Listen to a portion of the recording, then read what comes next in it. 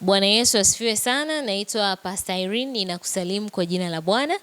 Siku ya leo ningependa tujifunze kwa habari ya Yeriko iliyofungwa. Yeriko iliyofungwa maana yake nini? Na kwa nini Yeriko ilifungwa?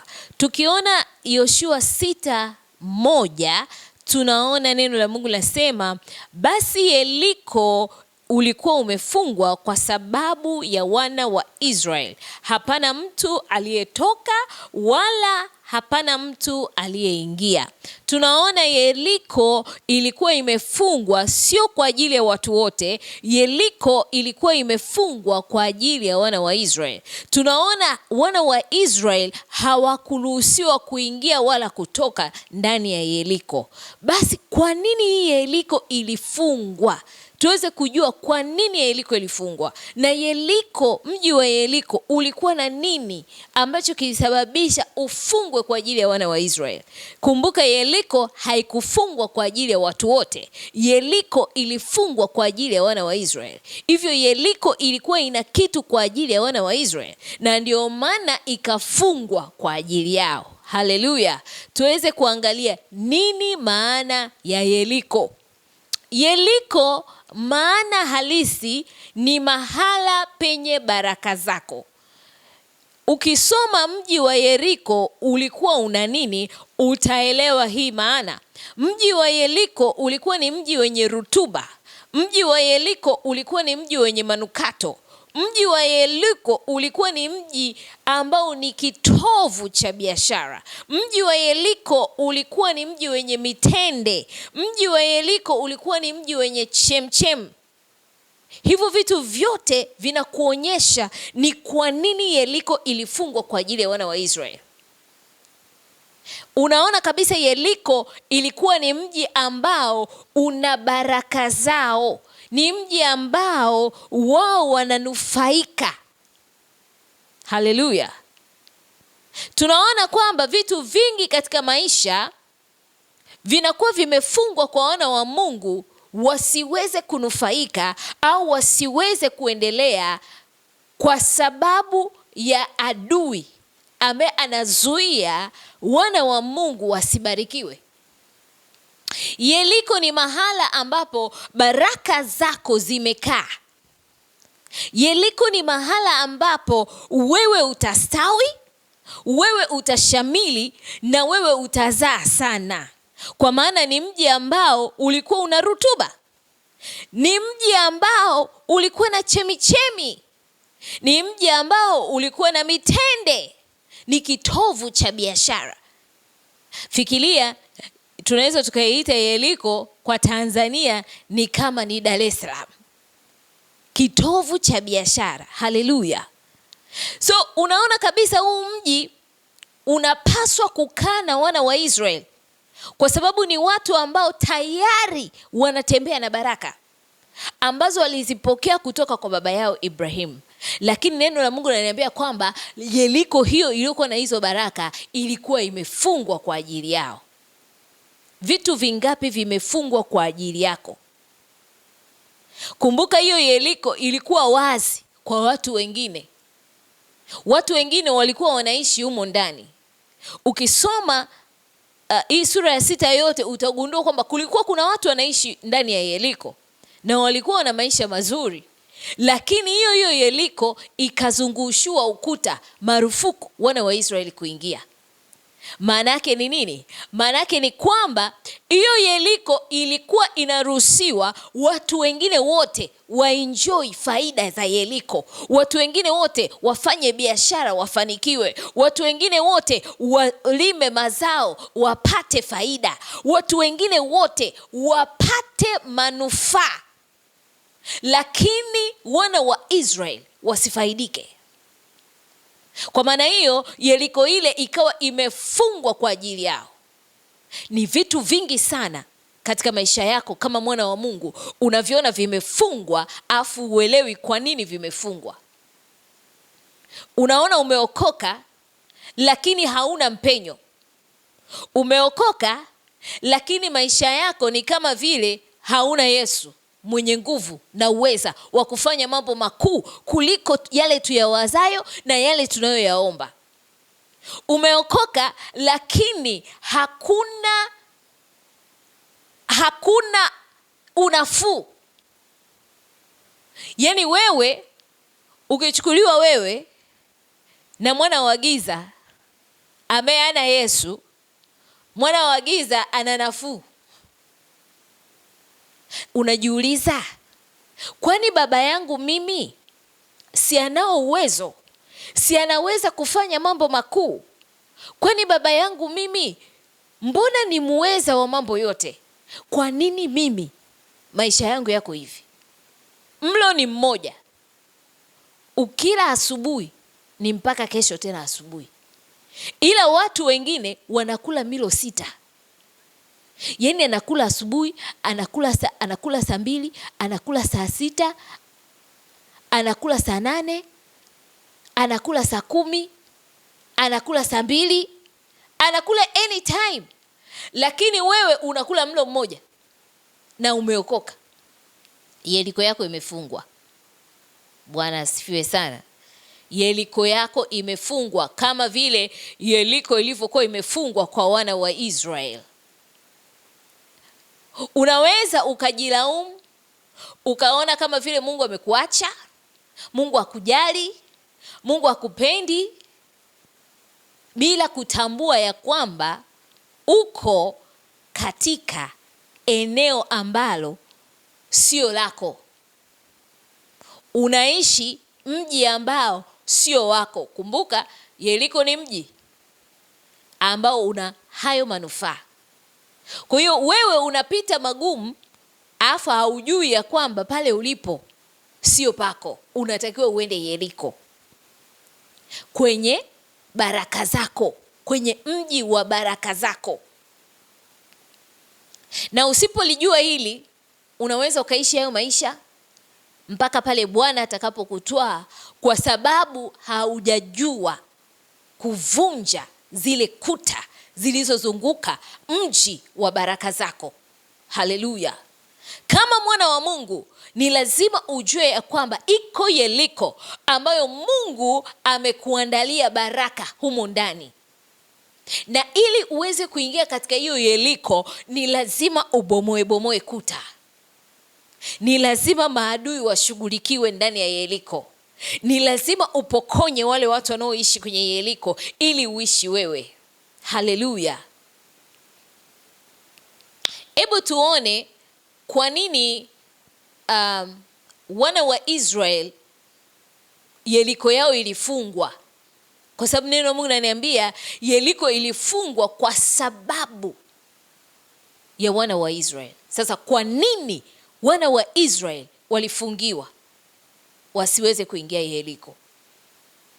Sababu ya kwanza kwa nini wana wa Israel walifungiwa ni kwa sababu shetani anajua ya kwamba akiruhusu mwana wa Mungu aweze kubarikiwa, akapata baraka zake zote, hataweza kabisa kukuangamiza ama kukufanya ushindwe kuweza kufanya kusudi.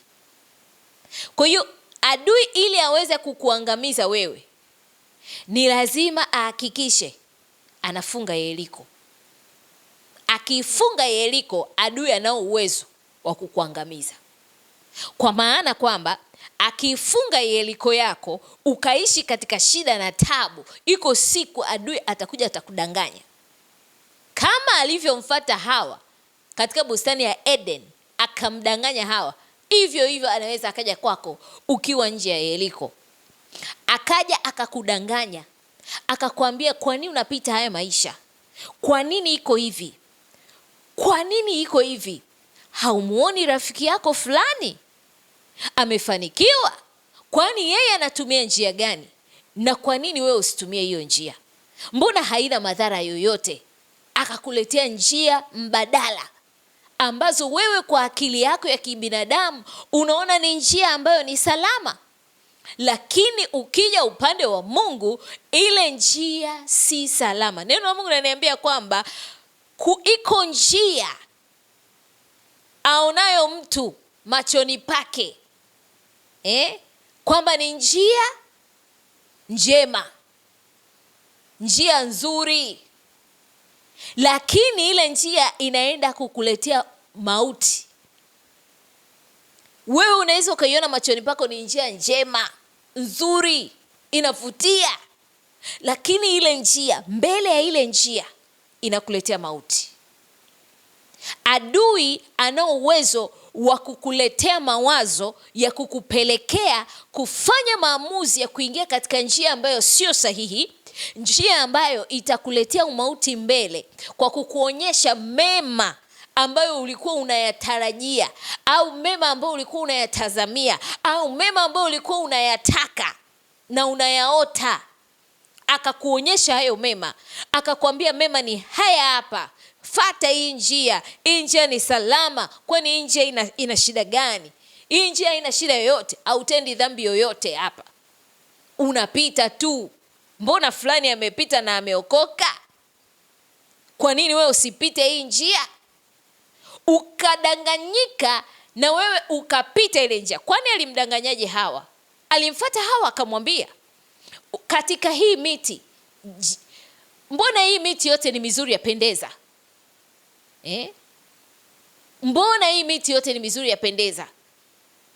Akamuonyesha uzuri wa ile miti.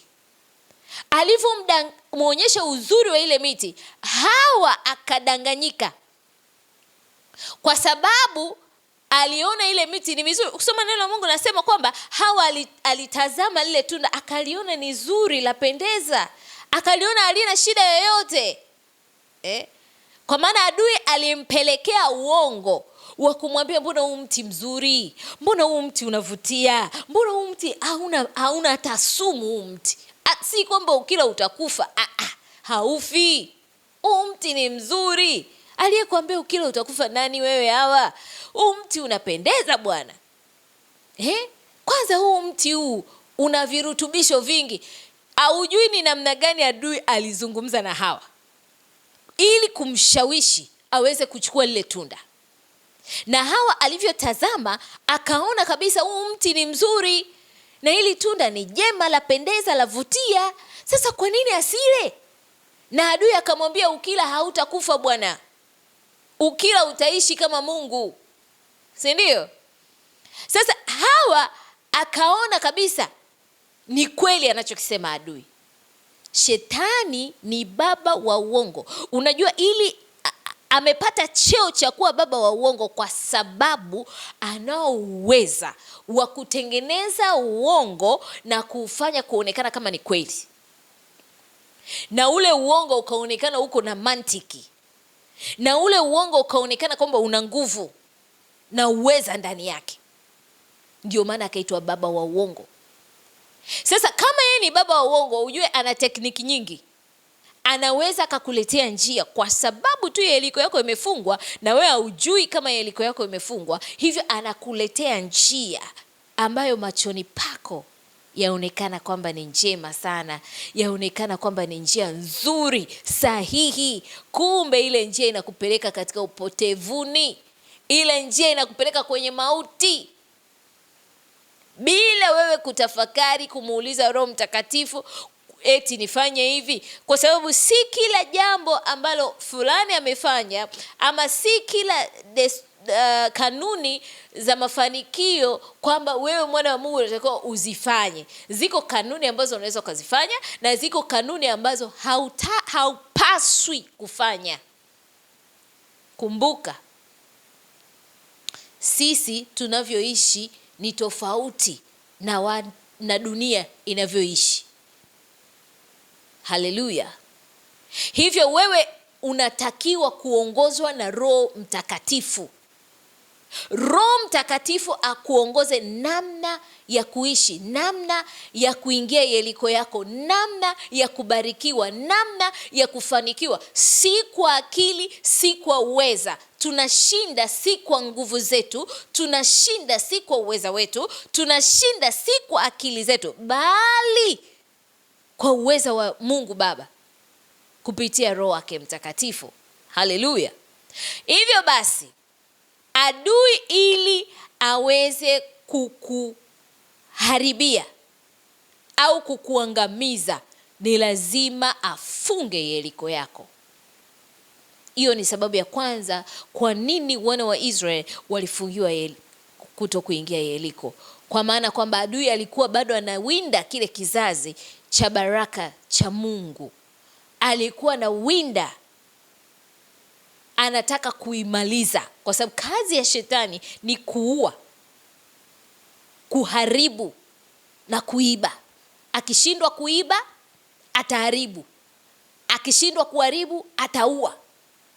So hivi vitu vitatu adui anapambana asubuhi, mchana, jioni, usiku, halali, hasinzii. Anapambana akuibie, ama akuharibie, ama akuue. So adui alikuwa anapambana na kizazi cha wana wa Israeli ili aweze kuua kile kizazi. Kwa maana hiyo, ukisoma history ya wana wa Israeli, unaona wanapita katika mapito mbalimbali, na unaona kabisa kuna maeneo ambayo shetani alikuwa anafanikiwa kuwadanganya, na wakawa wanatoka kwenye mpango wa Mungu, wanamuasi Mungu. Kwa nini? Kwa sababu ya dhiki ndogo ndogo. Kama wana wa Israeli, kizazi kitakatifu, kizazi ambacho Mungu alikichagua mwenyewe, kiliweza kudanganywa na adui, na kuna wakati kikawa kinatoka katika kusudi la Mungu na kufanya ule udanganyifu wa yule mwovu. Wewe ni nani? Wewe ni nani adui asikudanganye? Kizazi ambacho kimetembea na Mungu, kinamjua Mungu, lakini shetani alikuwa anapata nafasi, anawadanganya, anawatoa kwenye kusudi la Mungu na kuwafanyisha mambo ambayo sio makusudi ya Mungu. Hivyo ili adui aweze kukutoa kwenye mambo ambayo ni ya Mungu, lazima afunge Yeriko yako. Namba 2, kwa nini Yeriko ilifungwa?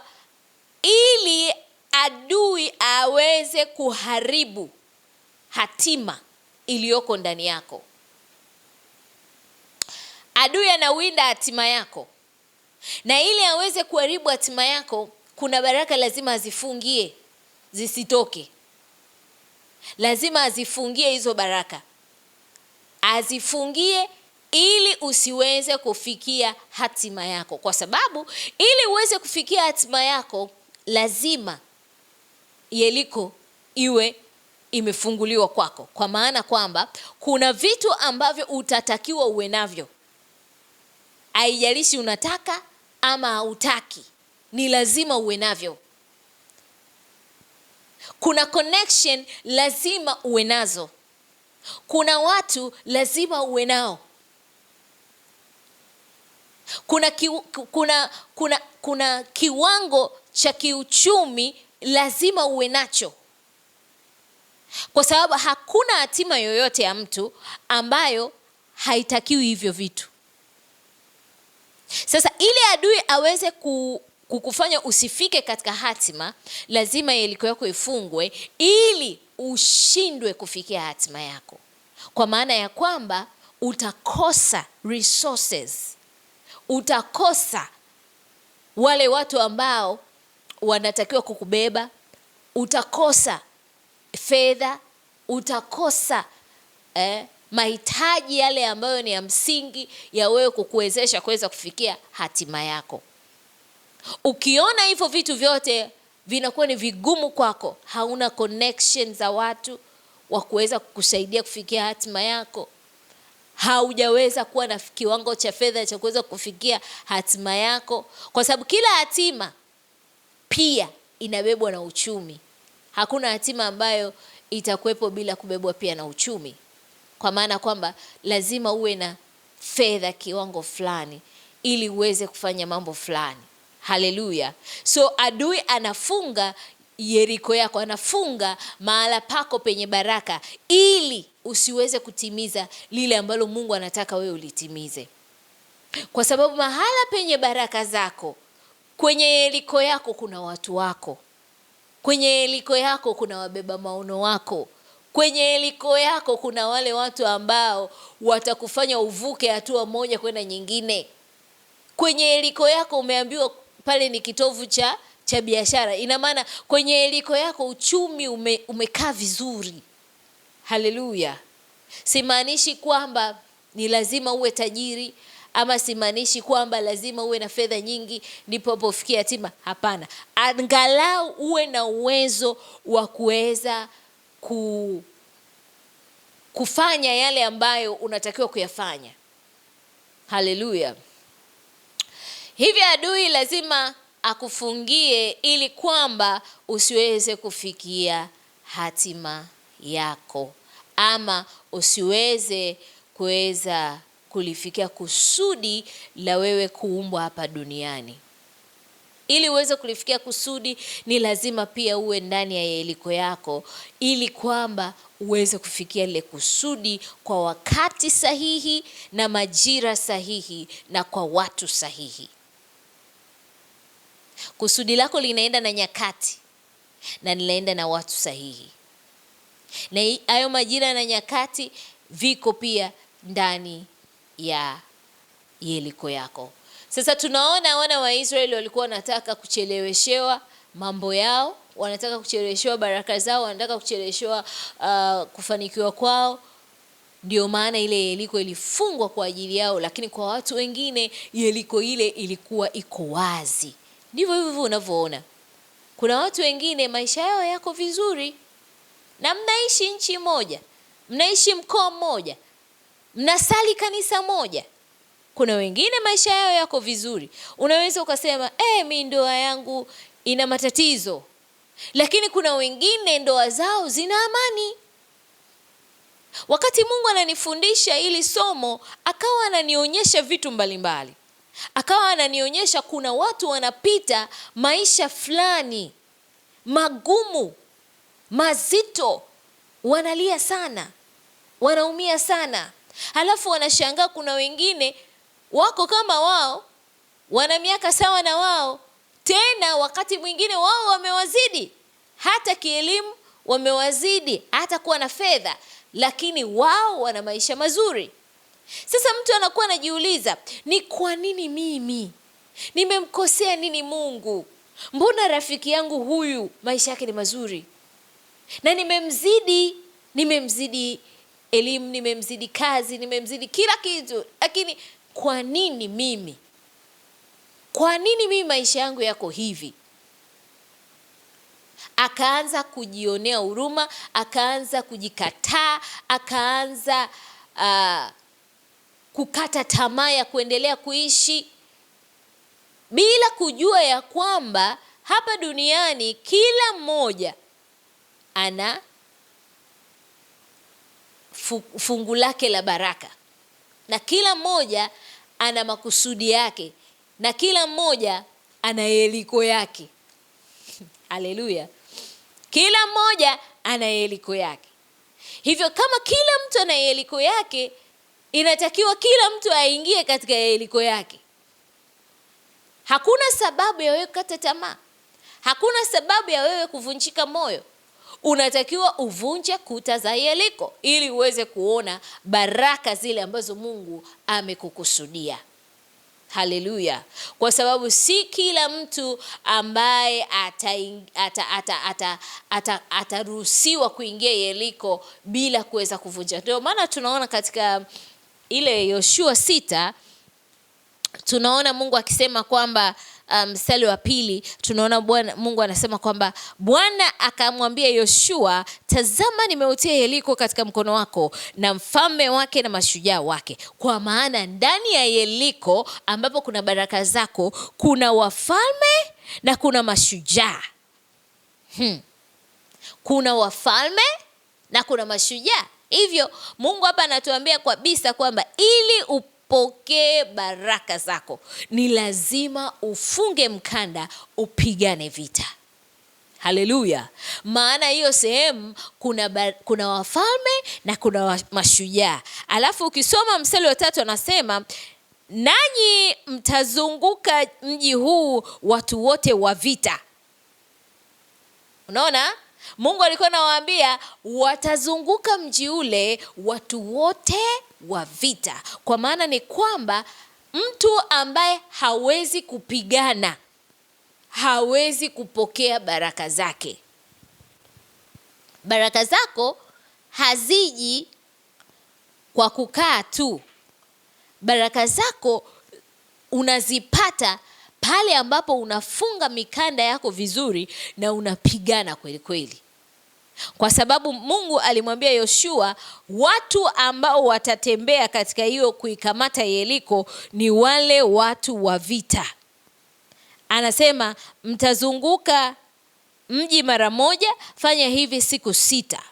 Akawa anampa maelekezo namna gani ya kuweza kuvunja hizo kuta za Yeriko ili waweze kuenjoy zile baraka zilizopo ndani ya Yeriko.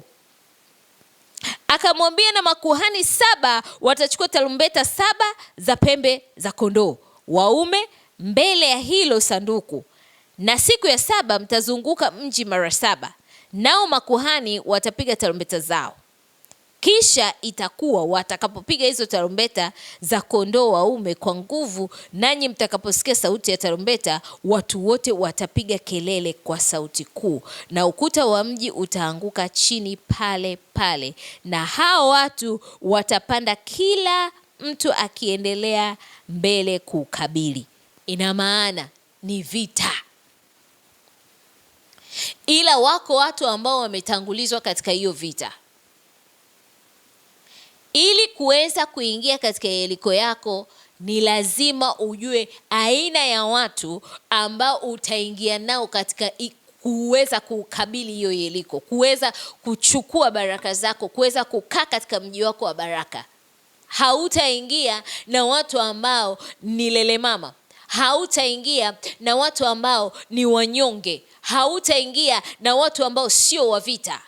Ili uweze kukaa katika mji wa baraka, lazima ujipange kivita. Lazima uwe tayari kupigana. Lazima ujue aina ya watu ambao utawatanguliza mbele yako ili waweze kupigana pamoja na wewe. Haleluya. Sio kila mmoja anaweza kuingia Yeriko. Na ndio maana akaambiwa watu wa vita, akaambiwa makuhani. Yani kuna aina za watu ambao wao wakitangulia wanaweza kukusaidia wewe kuweza kuingia katika Yeriko yako. Kwa nini wao wanaweza kusaidia? Kwa sababu wao tayari walishaingia katika Yeriko zao. Haleluya. Hakuna mtu ambaye hajaingia katika Yeriko yake ambaye anaweza akakusaidia wewe kuingia katika Yeriko yako. Jambo zito sana. Hakuna mtu yoyote ambaye yeye hajaingia katika Yeriko yake anaweza akakusaidia wewe kuingia katika Yeriko yako. Kwa nini? Kwa sababu hana uzoefu wa hiyo vita. Hajui namna ya kupigana hiyo vita. Hana experience ya hiyo vita. Hana instruction. Hana maelekezo ya namna ya kushinda hiyo vita. Na hajawahi kushinda hiyo vita. So kama mtu hajawahi kushinda hiyo vita, hawezi kukusaidia wewe ambaye ndio unataka kushinda ama unataka kupigana. Hawezi kusaidia.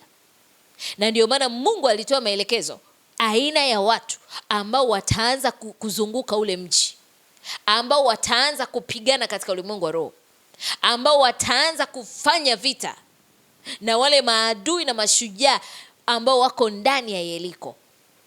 Kwa maana ndani ya mji wako wa baraka wako wafalme na wako mashujaa. Sasa ili uweze kukabili, ili uweze kukaa ndani ya Yeriko, lazima uvunje ukuta, lazima uwaondoe wafalme, lazima uondoe mashujaa. Na hao wote huwezi kuwaondoa bila kuwa na watu wa vita na watu wa nguvu. Kwa hiyo katika maisha yako mwana wa Mungu, jifunze kutafuta watu ambao wako juu zaidi yako. Kwa maana kwamba wanao uwezo zaidi ya wewe, wanazo nguvu zaidi ya wewe, wanazo experience zaidi ya wewe, walishapita vita fulani fulani, walishavuka vita fulani fulani. Unajua ziko Yeriko nyingi. Haleluya. Ziko Yeriko nyingi. So katika Yeriko ambayo wewe unataka uingie, hakikisha unao watu ambao utawatanguliza, ambao utapigana pamoja na wao. Yani mtasaidiana kupigana ili hiyo Yeriko yako unaotaka kuingia uweze kuingia. Hao watu ni mashujaa. Hakikisha hao watu ni watu wa vita. Si kila mtu ni mtu wa vita. Wako watu wa vita. Na ndio maana Mungu wakati anamwambia Yoshua, alimwambia chukua watu wa vita, watangulize. Haleluya. Kwa maana lazima ujifunze kujua namna ya kuweza kuelewa aina ya watu wanaokuzunguka. Usiwe ni mtu ambaye umezungukwa na watu wa aina fulani fulani tu. Watakulemaza na watakufanya usiweze kuingia katika Yeriko yako. Hakikisha uko na watu wa aina tofauti tofauti, ili uweze kukabili vita zako, ili uweze kushindana na ukashinda, ili uweze kuingia katika Yeriko. Haleluya. Hii instruction ukiona katika Bible unaweza ukaona ni instruction ndogo sana, na unaweza ukaona ni kitu cha kawaida sana, lakini kina ufunuo mkubwa sana. Haleluya. Wakati mwingine tutaenda kujifunza namna gani ya kuweza kushinda hii vita, namna gani ya kukabili Yeriko, namna gani ya kupigana mpaka unaweza kupokea vilivyo vya kwako. Ila siku ya leo ninapenda kukujulisha ya kwamba Mungu hajakuacha na hana historia ya kuacha watoto wake. Adui anakudanganya ya kwamba Mungu amekuacha. Mungu hakupendi, anapendaga fulani fulani tu, wewe haupendwi. Leo ninayo habari njema kwako ya kwamba Mungu anapenda watu wote, na Mungu haachi watoto wake, na Mungu amekukumbatia, amekushika kwa mkono wake wa kuume, anasema wewe u wangu. Upitapo katika maji mengi atakuwa pamoja na wewe. Haleluya. Usiogope, kwa maana Mungu yuko pamoja na wewe. Usiogope ulipo katika kufungiwa kwako ili usiweze kuiona Yeriko. Usiogope, usivunjike moyo, usilie. Mtazame Hana na yeye alikuwa katika kufungiwa kwake. Yeye Yeriko yake ya kuzaa watoto ilifungwa. Nimekwambia ziko Yeriko nyingi. Yeriko ya Hana alikuwa na kila kitu. Hana alipendwa. Hana alipewa sadaka mara 2 ya mwanamke mwenzie. Kwa hiyo Hana alikuwa na kila kitu anachokihitaji. Ila Hana Yeriko yake ya uzao, haleluya, ilikuwa imefungwa. Hana akawa hana mtoto. Ila Hana hakukata tamaa. Ijapokuwa alikuwa anabezwa, anasimangwa, anasemwa, anakejeliwa, Hana hakuvunjika moyo. Hana hakukata tamaa. Hana aliendelea kumtumaini Mungu. Hana aliendelea kumuomba Mungu, na mpaka pale Mungu alipomsikia akaweza kufungua tumbo lake, akaweza kufurahia maisha ya kuitwa mama. Yeriko yake ikawa wazi, akafurahia yale matunda yaliyoko ndani ya Yeriko ya uzao. Haleluya. Hivyo napenda kukuambia ya kwamba usikate tamaa katika jambo lolote, wala usivunjike moyo, kwa maana Mungu yupo kufungua Yeriko yako siku ya leo. Sema katika jina la Yesu, ninakushukuru Mungu kwa sababu hujawahi kuniacha. Ninakushukuru Mungu kwa sababu uko pamoja nami. Ninakushukuru Mungu kwa sababu leo unaenda kuifungua Yeriko yangu. Leo nimetambua ya kwamba nilikuwa nimekaa katika mji ambao nimefungiwa, nisiweze kuingia Yeriko yangu. Na leo Mungu, kwa sababu umenipa uelewa wa kuweza kutambua hili, ninajua ya kwamba unaenda kufungua Yeriko ambayo ilikuwa imefungwa kwenye maisha yangu. ninaenda kuenjoy zile baraka zilizoko ndani ya Yeriko kwa jina la Yesu Kristo. Na kila kilichokuwa kinanizuia nisiweze kufurahia Yeriko yangu, leo kinaniachia, leo kinavunjika, leo kinaharibika kwa jina la Yesu Kristo. Ninatangaza ya kwamba ninaingia katika Yeriko yangu kwa jina la Yesu Kristo. Zile kuta zilizokuwa zikinizuia nisiweze kuingia Yeriko, leo zinavunjika, leo zinavunjika, leo zinavunjika katika jina la Yesu Kristo. Leo zinaanguka zote katika jina la Yesu Kristo. Kila kizuizi kilichokuwa kinanizuia ili nisiweze kuingia Yeriko, ili nisiweze kukufurahia wewe Bwana, ili nisiweze kupata baraka zangu, hivyo vizuizi vyote leo vinavunjika, leo vinavunjika. Leo ninakuwa huru, leo ninakuwa huru katika jina la Yesu Kristo.